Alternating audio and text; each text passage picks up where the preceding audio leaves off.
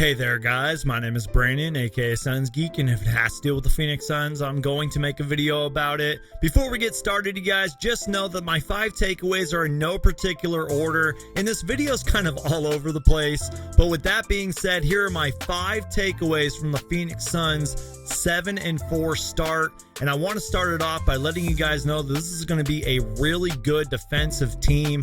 I think at worst, they will be a top 10 defensive team, and at best, probably a 3 to 5. The Phoenix Suns are currently 6th in points allowed, only allowing 104 points per game. And kind of a random side note that has nothing really to do with defense, in the Phoenix Suns' 10th game, which was their 7th win against the Indiana Pacers, a playoff level opponent, the Phoenix Suns dished out 33 assists on 46 total made baskets, and they tied a franchise record with only 3 turnovers, which is absolutely incredible.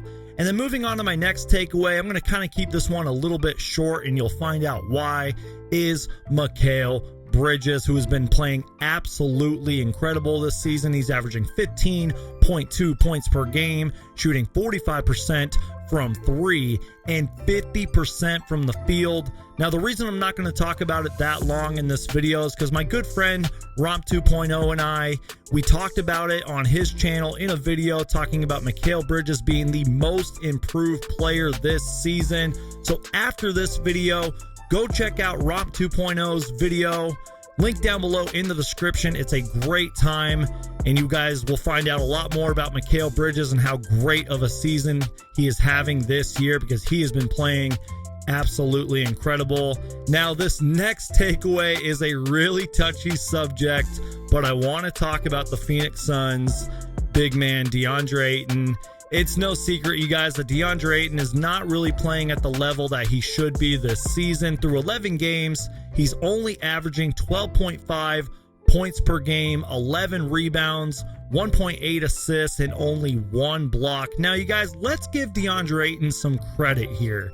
Let's talk about what Deandre Ayton can do well. He's been a good defender, and he's been a great rebounder as well. However, he should be able to get 10 rebounds in his sleep.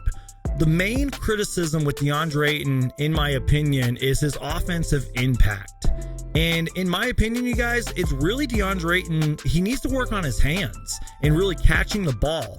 And every single time that Chris Paul is on the court, he needs to have his eyes on the ball so that he knows where these passes are going to come from.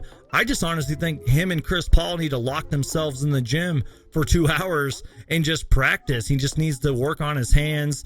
However, you guys, he does do a lot of things that do not show up on the box score, and it's not like he's the NBA's worst player. I mean, this is a potential NBA All-Star one day in the future. He's only 22 years old, but at times he can honestly be indecisive. Sometimes he just catches the ball and it seems like he just freezes. I think that he needs to be a more aggressive finisher down low.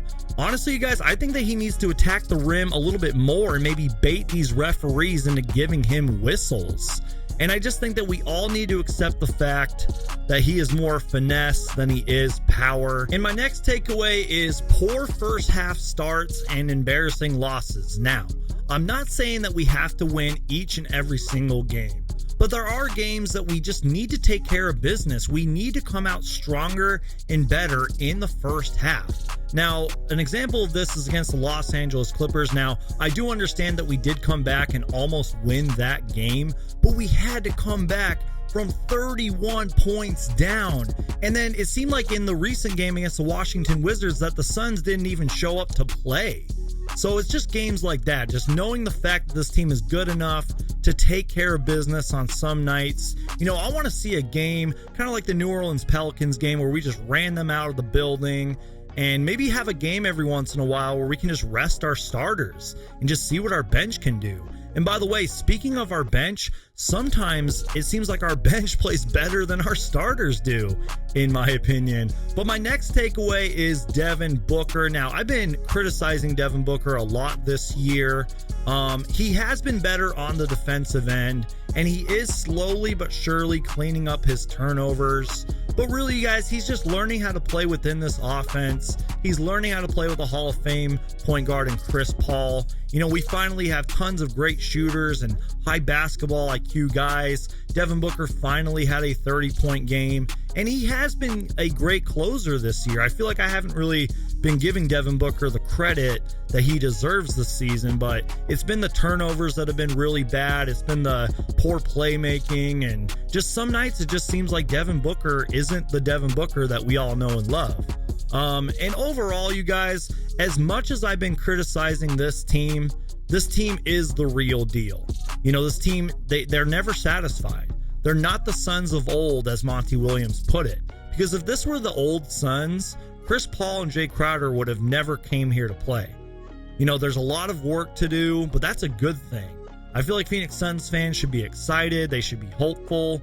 You know, Tom Chambers even said it, that this is a legit team, and they've only scratched the surface. They're just getting warmed up. This is going to be a really good defensive team, and I am so excited for the rest of the season.